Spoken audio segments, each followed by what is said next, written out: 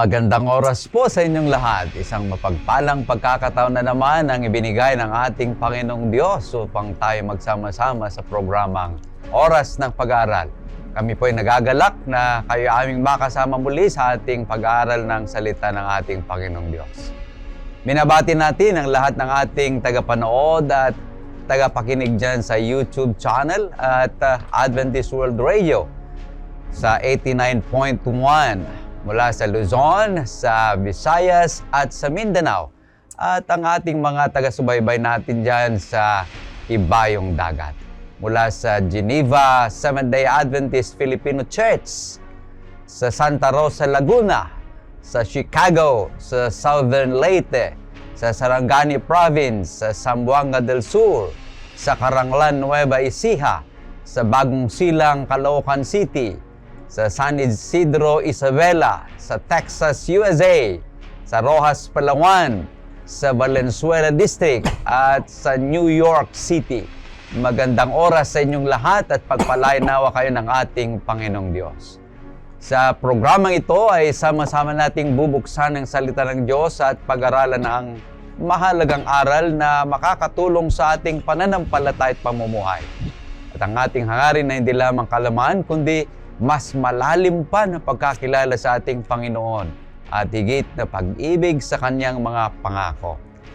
Sa ating paglalakbay ng pag-aaral ngayong oras na ito ay makakasama natin muli ang dalawang espesyal na panauhin na magbabahagi ng kanilang pananaw at paliwanag mula sa ating leksyon.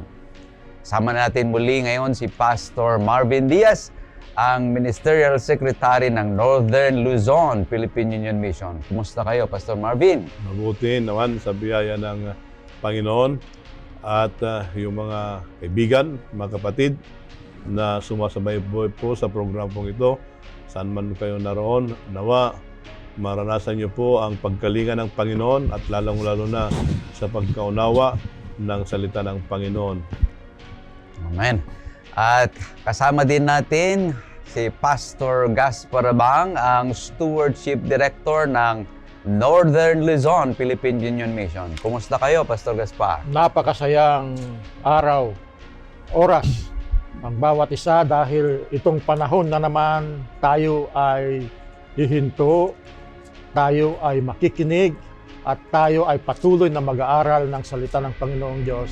Saan man kayo dako, ang aming pagbati ay nawa ay iyong matanggap at kasama ka namin sa aming mga panalangin, kaibigan, sa oras na ito. Amen. Tayo ngayon ay nasa pangalawang trimestre pa rin sa taong 2026 sa ating pag-aaral na may pamagat, lumalago sa pakikipag-ugnayan sa Diyos.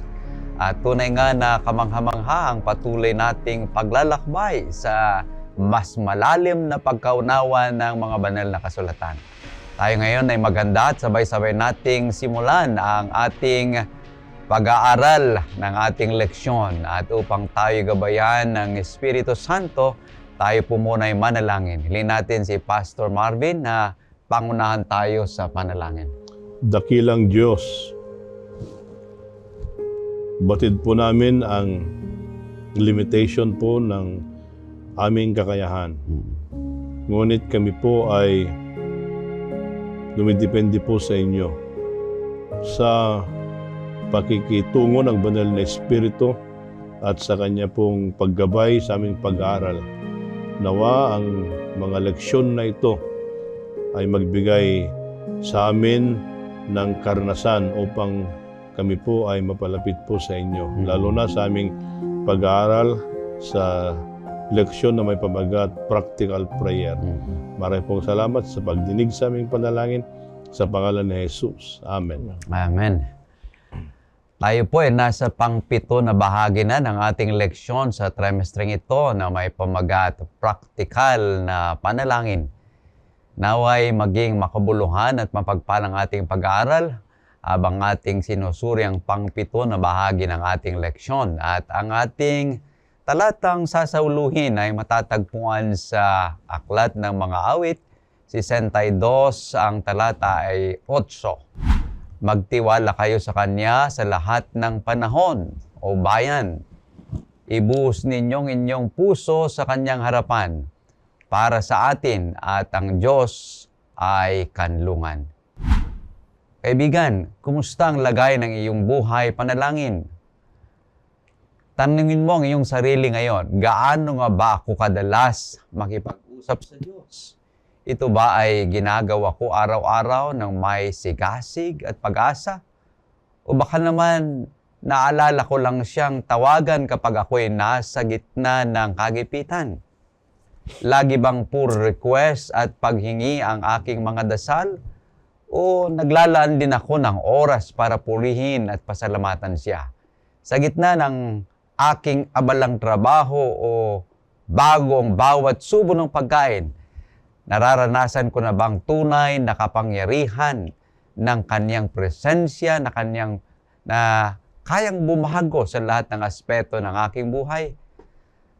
Ang panalangin, kaibigan, ang nagsisilbing ugnayan sa pagitan natin bilang mga sanga at ni Jesus bilang tunay na puno ng ubas. At sabi nga ni Ellen White, kung nais nating lumago at yumabong, kailangan nating patuloy na humugot ng katas at sustansya mula sa buhay na puno ng ubas, sapagkat kapag hiwalay tayo sa Kanya, wala tayong lakas. Ito ang biyaya ng patuloy na panalangin, ang katiyakan na tayo ay dinidinig ng Diyos at palagi siyang sumasagot sa Kanyang tamang panahon at perpektong paraan kahit hindi ito ang ating inaasahan. Kanya ngayong oras na ito ay samahan mo kaming magbalik tanaw sa mga tauhan sa Biblia na nananalangin ng may pananampalataya. Sama-sama nating tuklasin ang mga praktikal na paraan upang mas patibayin ang ating komunikasyon sa Panginoon sa bawat sandali ng ating buhay. Kaibigan, handa ka na bang lumago? Halina't simulan natin ang ating pag-aaral. Meron muling 3 punto na ating pag-aaralan sa oras na ito. At ang 3 puntong ito ay nag-uumpisa sa letter C. Ang unang punto ay connecting with God, the lifeline of the soul. Ang pangalawang punto ay clinging to God, strength through every season. At ang panghuling punto ay cultivating a consistent prayer life. Isa-isahin po natin ang 3 puntong ito upang ating makitang mga leksyon na atin po makikita sa ating pinapag-aralan ngayon. Ang unang punto, connecting with God, the lifeline of the soul. Pastor Marvin? Yung ating lesson na Pastor Jules, Pastor Gaspar ay very practical. Yung title na lang, Practical. practical prayer. So, para bang pagtitignan mo ito, para bang no need to elaborate kasi practical. Ito ay aspeto na kung saan bawat mananampalataya mayroon siyang prayer routine na kung saan iyon ang panahon na makipag-usap siya sa Panginoon. Ngunit yung ating lesson para magkaroon tayo ng practicality, ang una doon, sabi doon ay connecting with God. It's the lifeline of the soul. Nasubukan nyo na ba na yung cellphone nyo ay walang signal? Anong pakiramdam? Na may gusto kang kausapin, Hindi ka makatawag. hindi ka makatawag. Mayroon kang gustong i-send na message, hindi naman na i-send. Ganun na. Na mayroon bang lifeline? O magpadala ka ng GCash, ayaw naman mag-send. O di, putol yung connection, yung lifeline mo, wala din. Ganon ang practical. Pero yung practical na yan, pag yung prayer natin sa Panginoon ay putol, wala yung connection. Ibig sabihin noon, wala yung power. It's only prayer is the powerhouse sa buhay natin ito. Now, tingnan natin doon sa Marcos 11:24. Ano ang sabi doon? Ito ay ang context nito, nung dumaan sila ng Panginoon, mayroong fig tree, ikinurse niya. Then, nagtaka, sabi nung kanyang mga alagad, yung ikinurse mo na fig tree, kahapon, ngayon ay nalanta na. Anong sabi doon? Kaya nga, sinasabi ko sa inyo, ang lahat ng bagay na inyong idadalangin at hingin, paniwalaan ninyong tinanggap na ninyo at iyon ay mapapasa inyo. Ito, yung context nito, sabi doon ay yung kinurse mo na fig tree, nalanta na. Then later on, ang sabi ng Panginoon, if you believe na yung bundok na yan ay lilipat. Now, sabi ng Panginoon, pagkatapos niyang sinabi yun, therefore, pag sinabi natin therefore is always a conclusion. Ang sabi niyon, whatever things you ask when you pray, whatever things you ask when you pray. Ano ang hilingin mo sa Panginoon pag nanalangin ka, then anong sunod doon? Believe that you receive them and you will have them. Now, minsan kasi sa ating panalangin, nanalangin tayo, after ng panalangin natin, hindi naman natin pinapaniwalaan. So, the doubt comes from us. Kaya, mayroon isang karanasan na nag-crusade. Yung tinirahan ko na bahay, ang sabi ng pastor, pag ilang ka na pastor na dumating dito, tignan ko na yung galing mo kung ma-convert yung aking kapatid. Sabi ko doon, hindi nakukuha sa galing yan. Bakit? Anong nangyari sa kapatid mo? So, marami nang duman na pastor, pero hindi pa rin na-convert yung aking kapatid. Now, sabi ko sa kanya, gusto bang ma-convert yung kapatid mo sa tulong ng Banal na Espiritu? Sabi niya, ganito ang gawin natin. Ikaw ang manalangin, hindi ako. No, pag nanalangin ka, then after ng panalangin mo, paniwalaan mo. Kasi the moment na nanalangin ka at hindi ka naniwala, walang mangyayari. So, sabi ko, ikaw ang manalangin. Bagamat ako ay pastor, ikaw ang manalangin. So, nanalangin siya. Then, after the prayer, sabi ko sa kanya, sigurado ko bang na pinaniwalaan mo yung panalangin mo? So, sigurado naman ako. Then, later on, nag-crusade. Wednesday night, nag-altar call ako. Usually, hindi ako nag-altar call pag crusade. Nag-altar call ako for the purpose na tatayo yung kapatid. Hindi siya tumayo. Sabi nung babae, ay, tignan mo, pastor, ayaw talaga magbibigay yung kapatid ko. Sabi ko, naniwala ka ba sa panalangin mo? Hindi pa natapos yung crusade. Then, Thursday, nag-altar call ako. Then, Friday, altar call. Hindi pa rin tumayo. Then, pag uwi namin dun sa bahay, sabi niya, pastor, yung aking kapatid, talagang hindi siya magbibinyag. Now, hindi sabi ko sa kanya, hindi pa tapos. Meron pang bukas. Then kinaumagahan, sabi niya sa akin, tuwing umaga ng Sabado, pastor, nakikikain dito yung aking kapatid. Bakit ngayon ay wala? O hindi na siya magbibinyag. Then later on, naligo ako, paglabas ko, silang dalawa nag-iyakan. Sabi ko, bakit? Meron bang namatay? Nag-iyakan yung dalawa. Tapos sabi ng babae, pastor, yung aking kapatid, magbibinyag na. Okay. O di, nagbinyag siya. Now, ito po minsan, ang problem. If we pray, na tayong nanalangin, dapat paniwalaan natin. Kasi minsan, hindi sinasagot yung ating panalangin kasi tayo mismo hindi naniniwala doon sa ating panalangin. So, one practicality na titignan natin, we need to align our hearts to God that when we pray, we need to believe what we have prayed. Napakaganda. Kasi ang panalangin, yung practical na pananalangin, ay parang nakakonekta din dito sa ating memory verse na sinasabi niya, trust in Him at all times. Magtiwala lagi tayo sa Kanya sa lahat ng panahon. Kaya ibig sabihin, sa practical na pananalangin, ay kakonektado sa pagtitiwala natin sa Kanya. Sa pamumuhay natin, ay kasama doon sa kapag manalangin ka, maniwala ka, sabi ni Pastor Marvin kanina. Kasi kasama yon na kapag humihiling ka, maniwala ka na ibibigay ng Diyos. Kaya sinasabi niya dito na trust Him at all time. Ang ganda dito sa sa banal na kasulatan, lalo tigit sa kanyang word study dito sa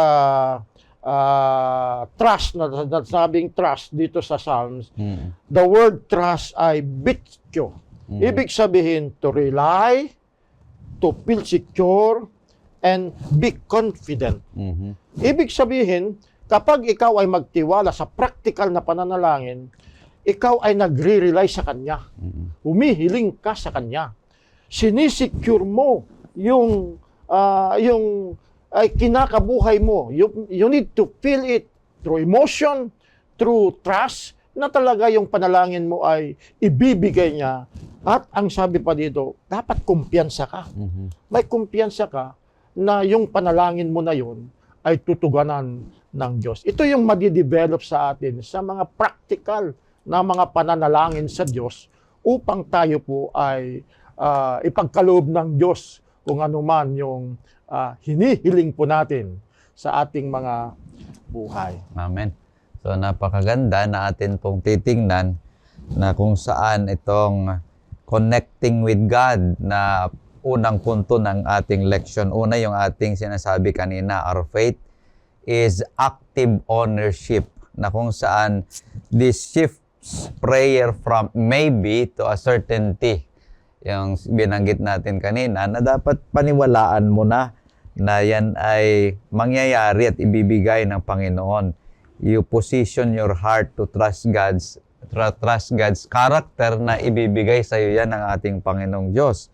At yung pangalawa na sinasabi natin kanina, na kung saan yung goal ng ating prayer is not to inform God, because God already knows our prayer. Alam na niya yung ating panalangin. Ngunit ating ina-align yung ating puso sa ating Panginoong Diyos. So napakalaga ito na atin pong titignan na bahagi ng ating leksyon, no? Pastor Marvin at Pastor Gaspar.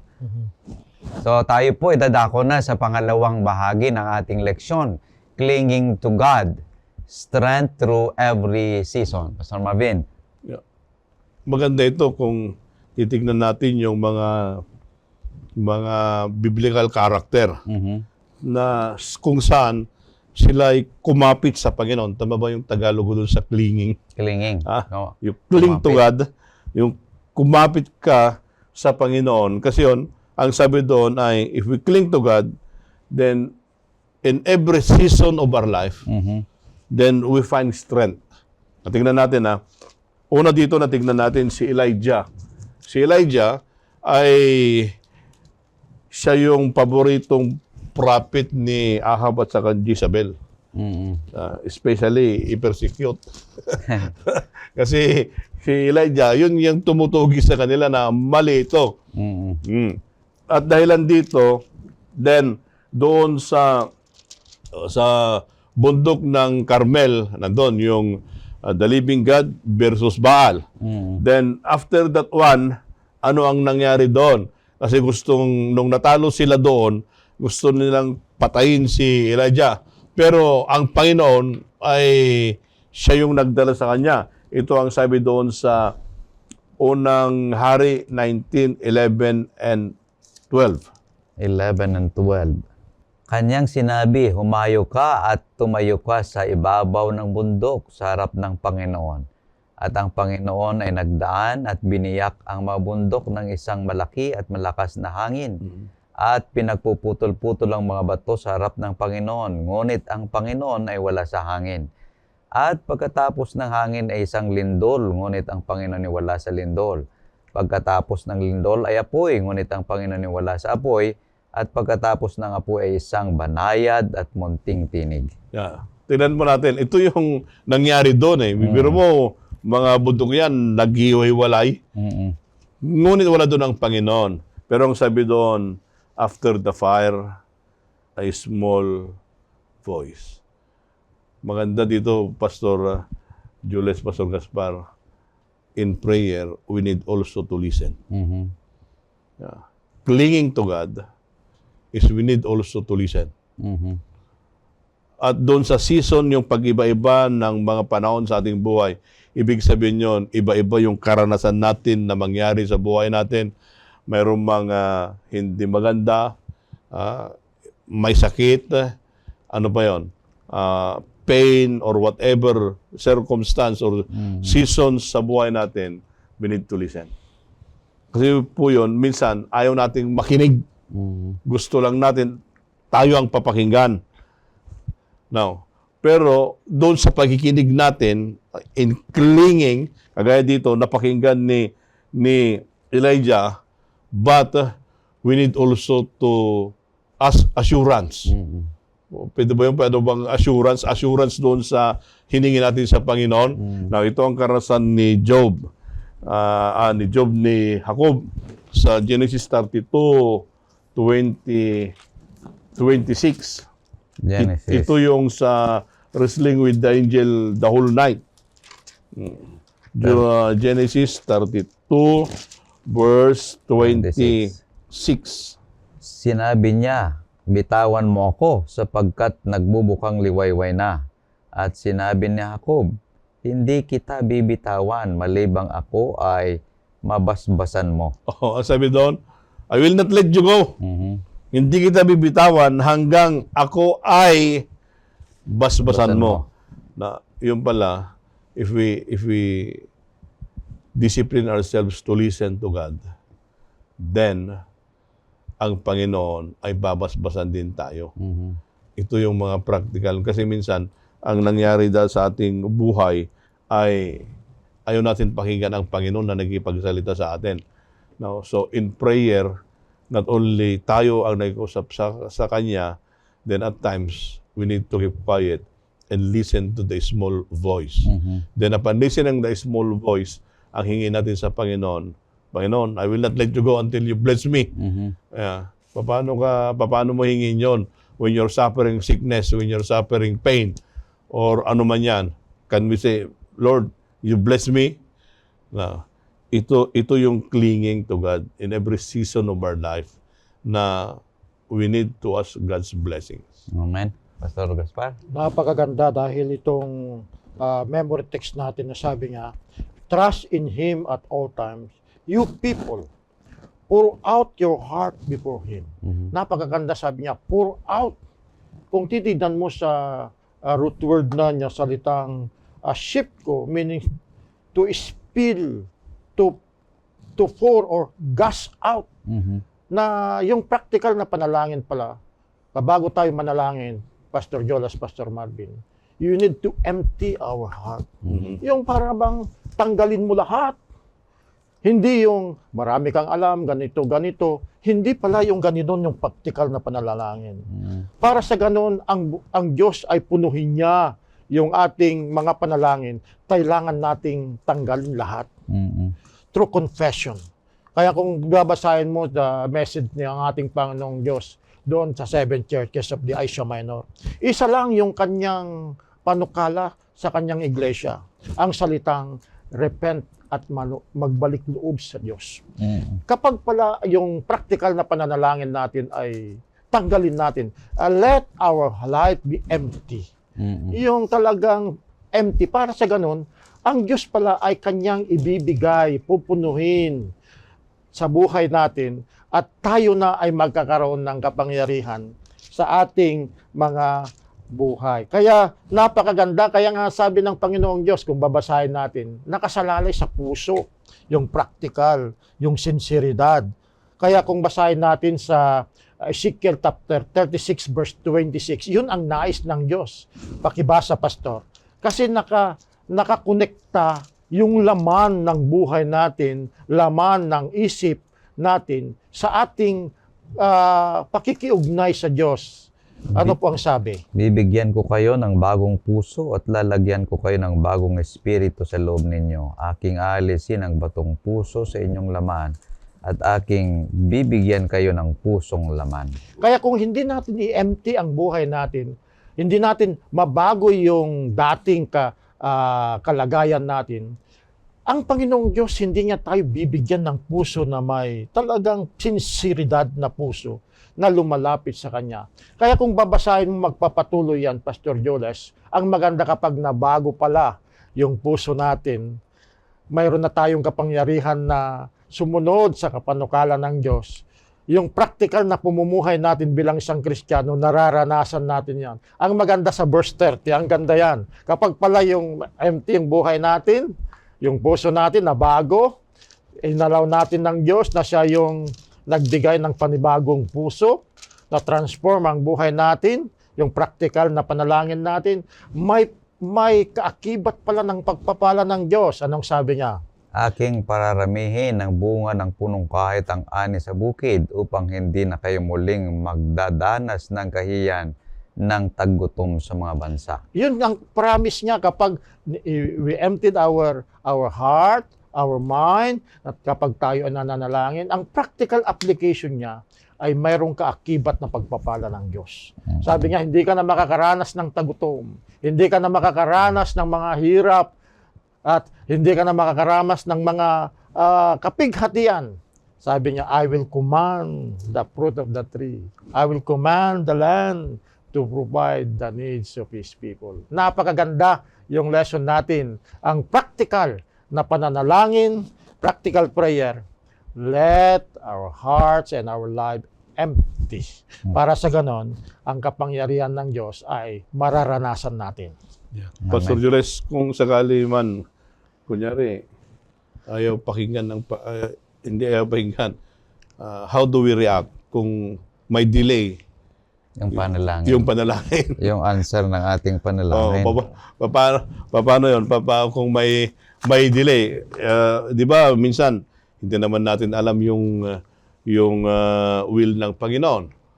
At yung delay, minsan, nangyayari para bagang hindi na sinako ng Panginoon.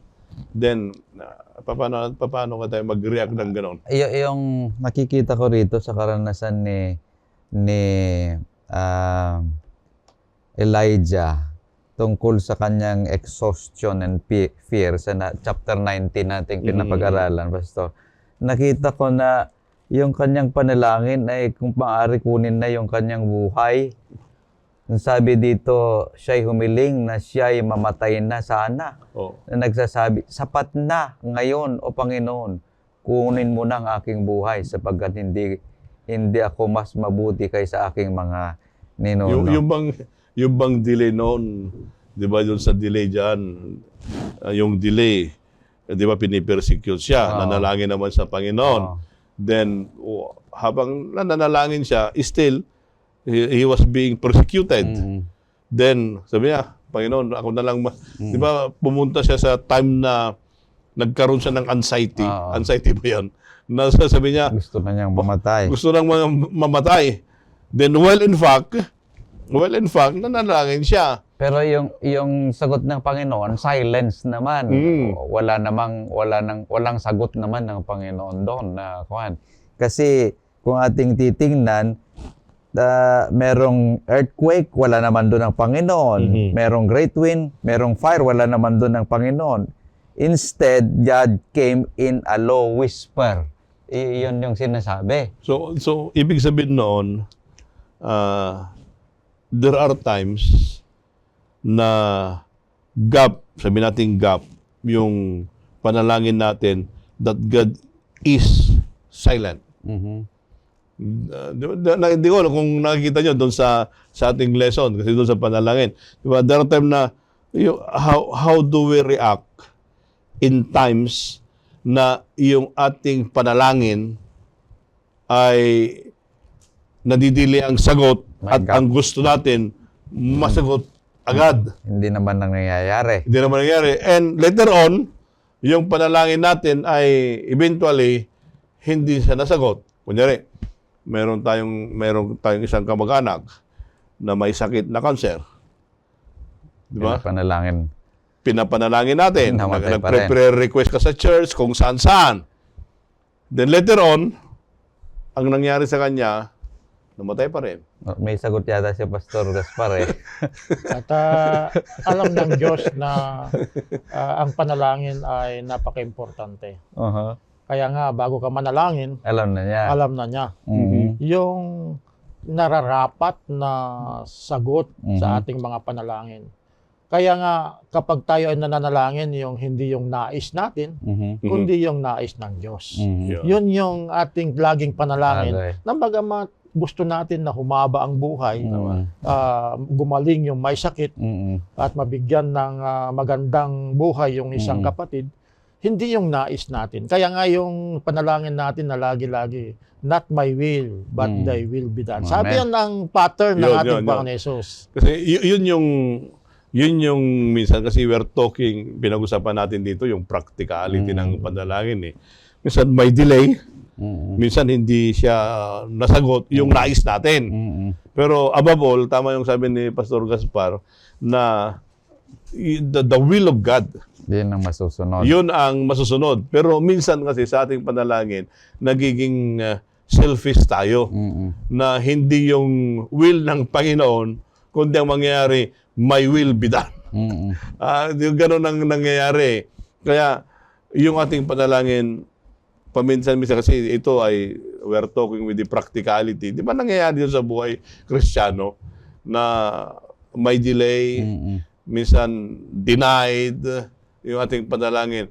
Pero ang tanong doon ay, doon sa panahon na ganon, ang katugunan ng Panginoon, do we still pursue the life of being a prayer man, a prayer woman?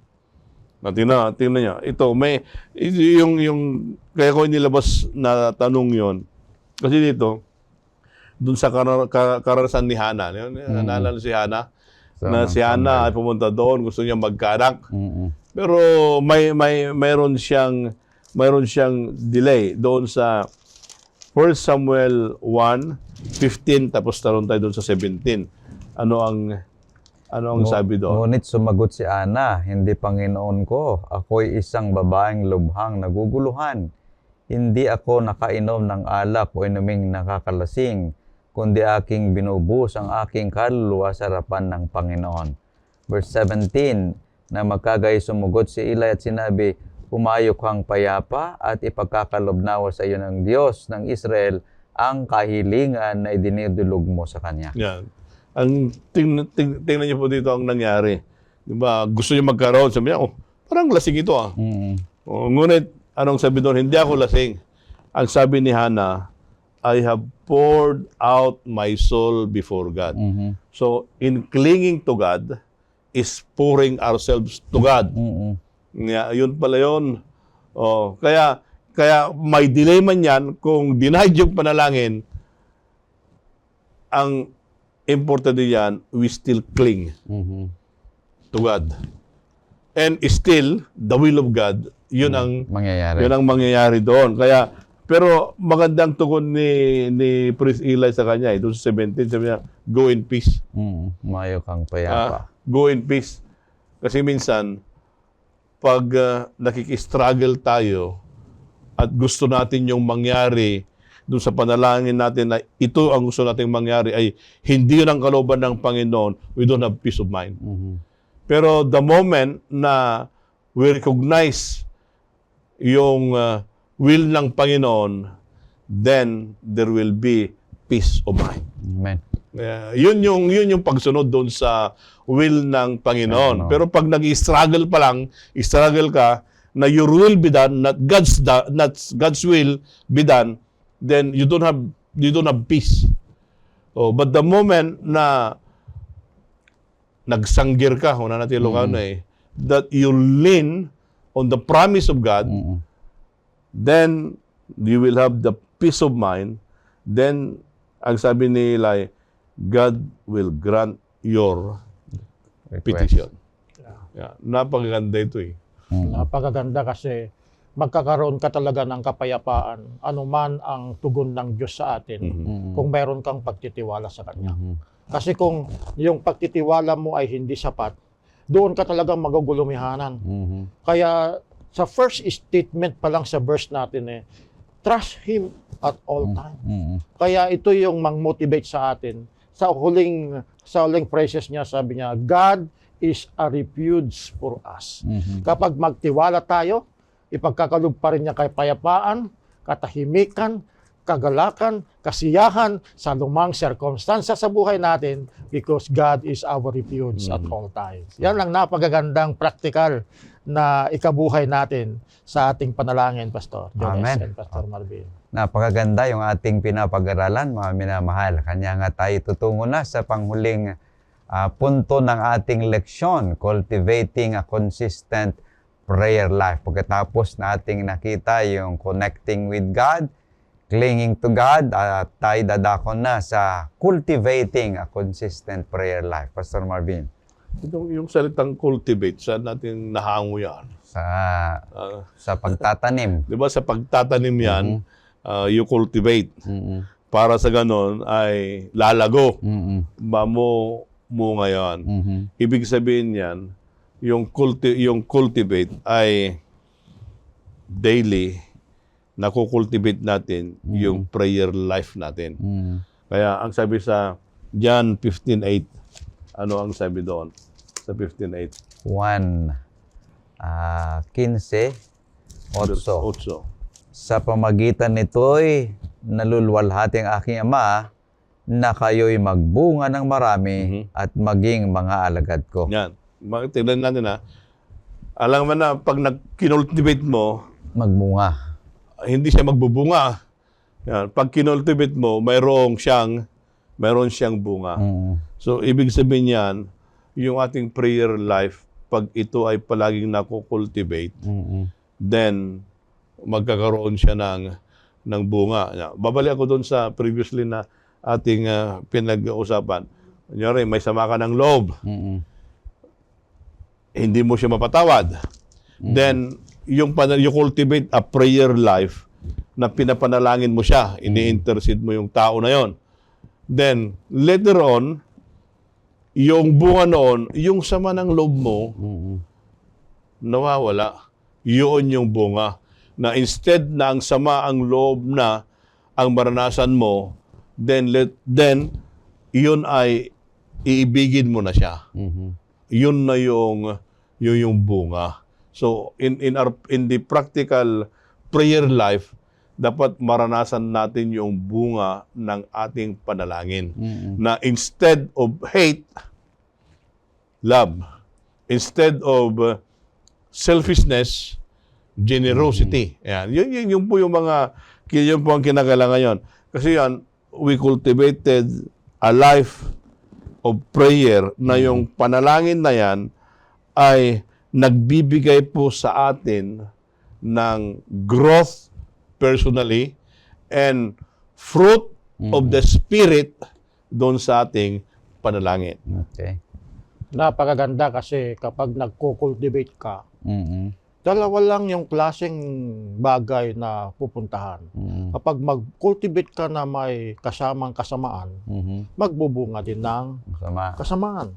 Kaya ang focus natin sa pag-cultivate ay kapag magtatanim ka ng kabutihan, i-cultivate mo yon. Lagi mo yung ginagawa, lagi mo yung sinasabi, ikinakakabuhay, yung bunga niya maganda. Kaya, bakit kaya may mga tao na puro negatibo ang sinasabi nila sa kapwa-tao? Kasi doon sila na-cultivate yung mga negatibong mga phrases na wala man lang silang nakikitang mabuti. Yun yung dapat natin, iwasan po natin sa buhay natin. Dahil ang prayer na practical na pananalangin ay dapat yung matanggal yung sama ng loob ng bawat isa, sama natin sa anumang bagay at maipokus yung pagmamahal ng Panginoong Diyos. Alam mo, kapag pala tayong practical, kapag lagi nating ginagawa yung panalangin, ay parang naka-anchored tayo. Yung salitang anchored talagang kahit anong dumating na mga pagsubok, parang hindi tayo madaling matiba. Hindi tayo madaling mawala. Kasi naka-anchored tayo. Kanino? Sa ating Panginoong Diyos. Parang yung kapag nakukultivate tayo sa Panginoong Diyos at lagi natin ginagawa, in practical way, ano man ang mangyari. Kahit dumating yung mga ibang pandemic na naman, kapag tayo ay laging nananalangin sa Panginoong Diyos, kasi the more we pray, the more humility we experience in the sight of God.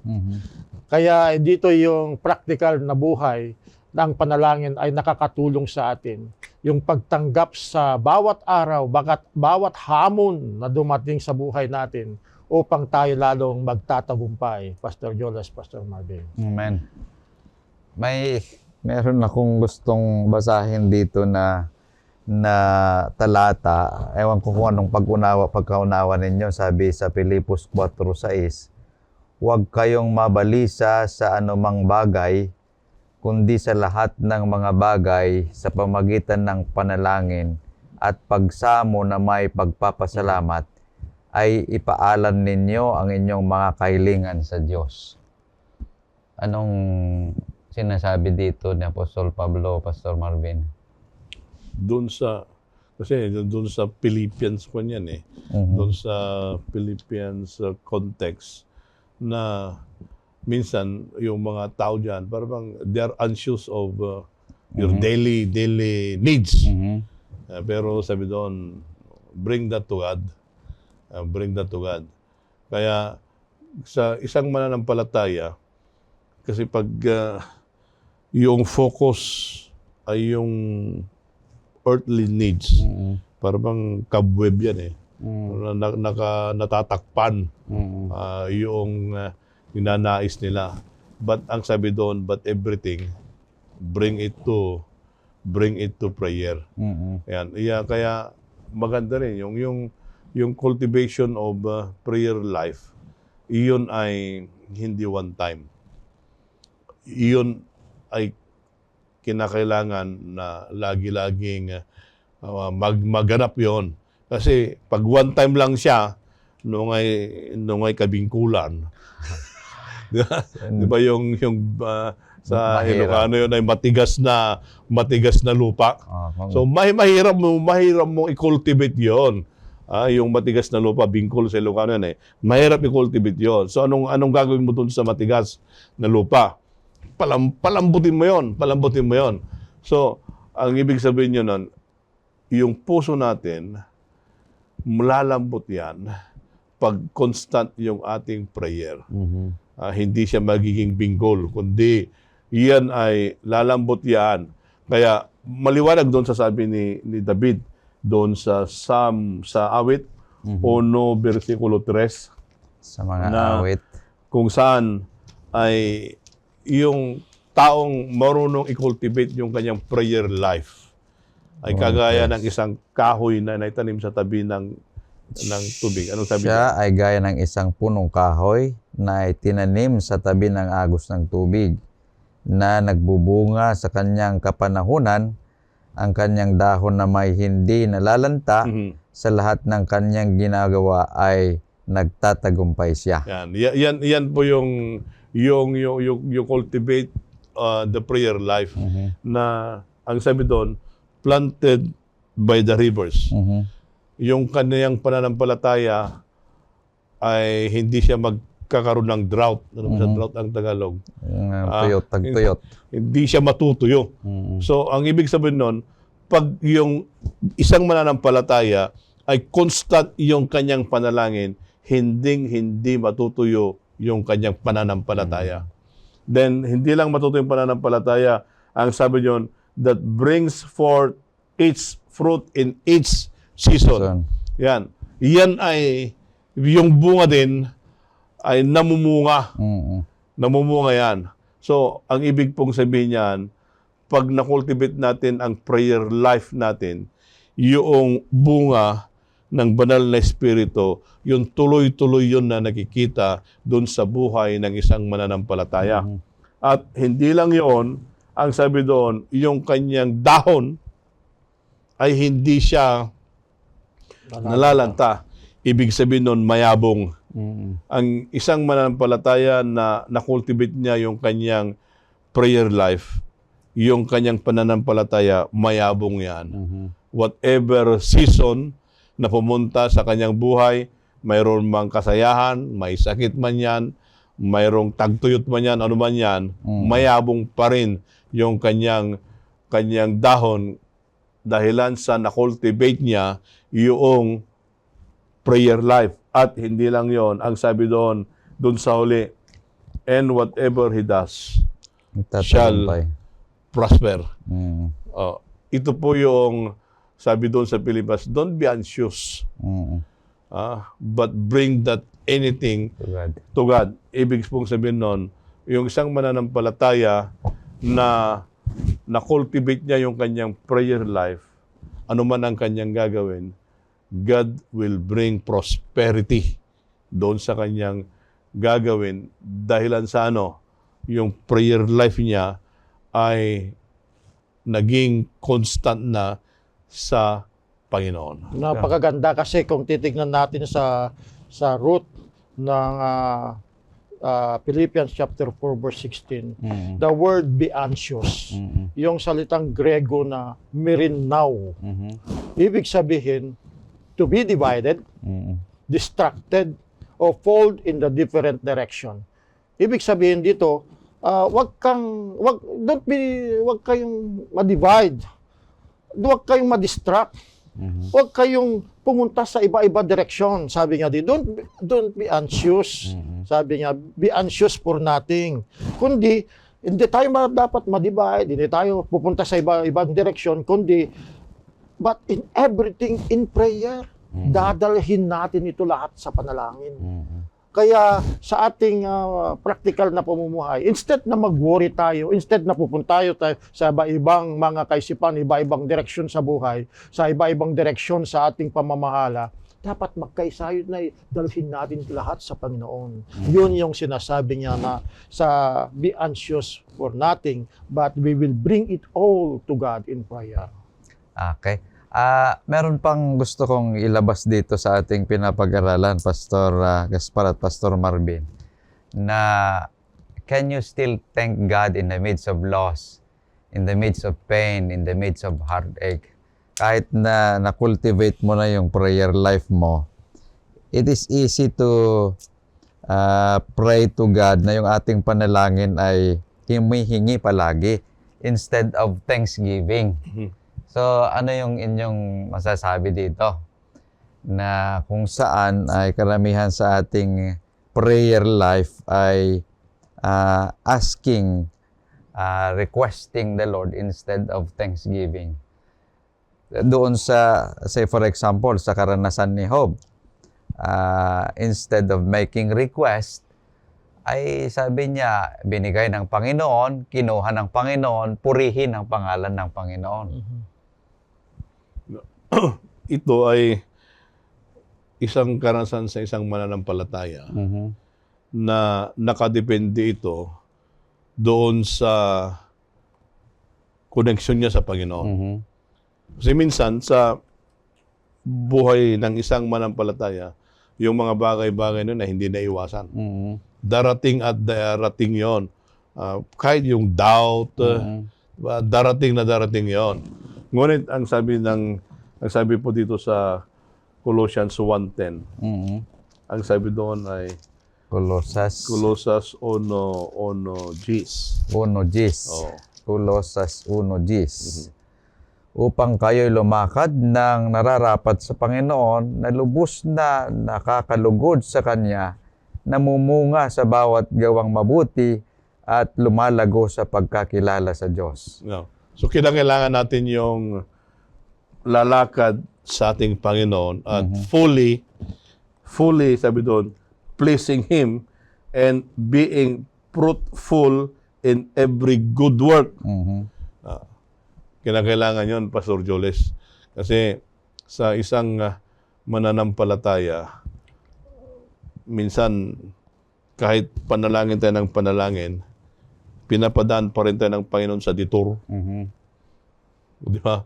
Pinapadaan pa rin tayo doon sa mga rough road sa buhay ng isang mananampalataya. But in the midst of the rough road, in the midst of the detour, dapat yung ating panalangin ay naandun pa rin. Na we are holding on the promises of God. Kasi yung bang practicality doon sa ating pamumuhay bilang isang Kristiyano, yun ay hindi natatanggal yun. Kung sana, pag nag-pray ka, nananalangin ka na ganoon, para bang may immunity ka, Mm. o di manalangin na lang lahat. Mm. Pero kinakailangan pa rin na in the midst of those experiences, Mm. wag nating kalimutan, Pastor Julius, yung panalangin. Kasi yung panalangin ay yun lang yung ating lifeline sa ating Panginoon. Okay. Yun lang yung ating connection doon sa living God. At yun din yung ating pananampalataya na magkaroon tayo ng bunga sa ating panalangin. Gusto kong basahin dito sa, mayroon akong naikuan dito sa, sabi niya, Patriarchs and Prophets, Mhm. page 91, Mhm.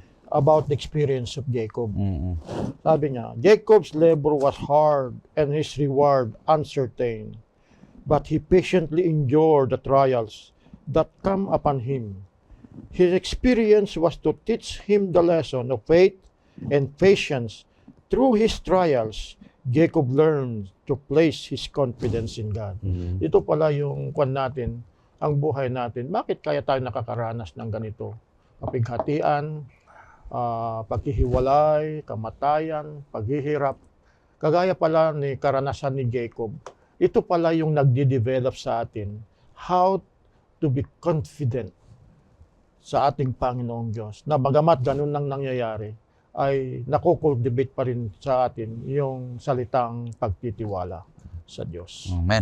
Napakaganda yung atin pong pagtatalakayan sa ating pong leksyon na kung saan nagkaroon tayo ng 3 punto na pinag-aralan: connecting with God, the lifeline of the soul; clinging to God, strength through every season; and cultivating a consistent prayer life. Nawa ang lahat ng mga bagay na ito ay nagiging karanasan ng bawat isa sa atin habang tayo patuloy na kumakapit sa ating Panginoong Diyos at naglilingkod sa Kanya.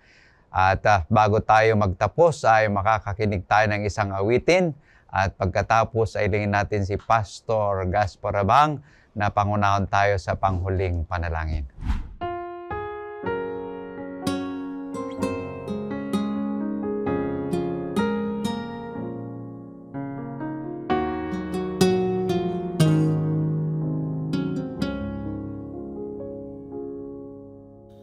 Ako'y sumulat ng awitin, aking inihahandog sa'yo. Ito'y nagmumula sa puso ko, dahil ramdam ko ikaw ay narito. Laging nariyan ka, handang dumamay sa kalungkutan o kaligayahan man. Aming Panginoon, ikaw ang nag-iisa. Walang makapapantay sa kapangyarihan mong taglay. Dinanais nawa itong aking awitin, iyong dinggin, aking dinadalangin. Maraming pagsubok ang pinagdaraanan, ngunit alam ko, hindi mo ako pababayaan. Ikaw ang lakas ko, hinding-hindi susuko sa hamon ng buhay. Aming Panginoon, ikaw ang nag-iisa. Walang makapapantay sa kapangyarihan mong taglay. Ninanais nawa itong aking awitin, iyong dinggin, aking dinadalangin. Aming Panginoon, Ikaw ang nag-isa. Walang magkapapantay sa kapangyarihan mong taglay. Ninanais ng bahay itong aking awitin. Iyong dinggin, aking dinadalangin. Iyong dinggin, aking dinadalangin, Panginoon.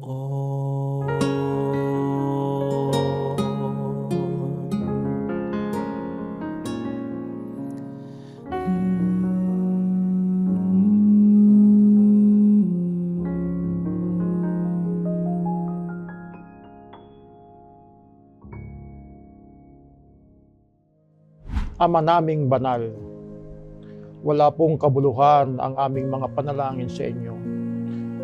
Kung ang aming buhay ay hindi po laging naka-align sa inyong kagustuhan, tulungan mo po ang bawat isa. Maging habit namin nawa na kami ay lumalapit, nagpapakumbaba sa iyo, lumalapit sa inyo na may sa aming mga panalangin. Panginoong Diyos, maranasan nawa namin ang praktikal na buhay bilang isang mananalangin na laging lumalapit sa inyo, Panginoon. Panginoong Diyos, punuhan niyo po nawa ang aming kakulangan, ang aming pagkukulang, upang lahat po ng amin pong hinihiling ay kayo po ang magtutugon. Ganon din po, dinadalangin po namin na lahat po kami nanonood at nakikinig itong programang ito ay lumago sa aming karanasan, sa mga pagsubok na aming hinaharap, Panginoon. Ito nawa ang magbibigay sa amin ng kumpiyansa sa aming Panginoong Diyos. Salamat po sa pagtugon sa aming mga panalangin, dahil ito aming hiling sa pangalan ni Jesus. Amen. Amen. Kaibigan, sa muling edisyon ng ating programang Oras ng Pag-aaral ay amin ka naming hinihikayat na muling makipag-aral sa amin sa mga ginintoang salita ng ating Panginoong Diyos.